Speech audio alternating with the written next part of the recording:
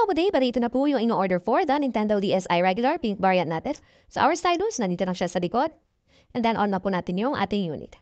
So this order pala is going to Pangasinan. Pakita ko lang din po yung charging ng ating DSi unit.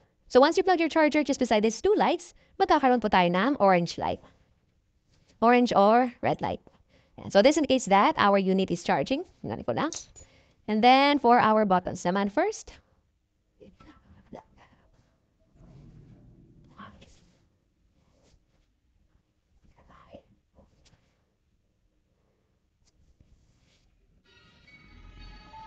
So our LR button, yung ating ABXY, directional buttons, and our select start.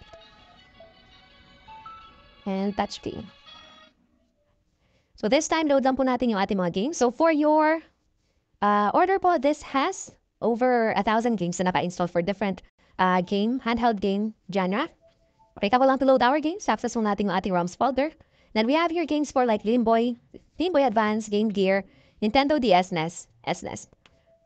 So let's check Nintendo DS. Now, the games are sorted alphabetically. Open natin yung P2R. Now, hindi po siya magkasya po sa isang page. You just need to click on the R button natin sa likod to go back to our next page. So we are still at letter P. Ayan. And nasa R na po tayo. And then to go back, yung L button naman natin sa likod. So load lang natin isa sa mga game na parati tayong hinahanap, which is one of our Pokemon games.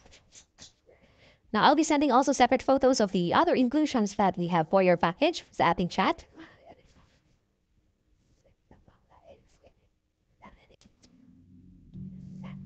So, okay na rin po yung ating order. Bali, ipapack na lang namin it and then wait na lang namin yung courier for pick-up.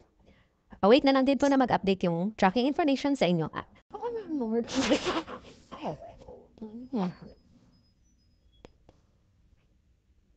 Ciao. Thank you po. I'm happy to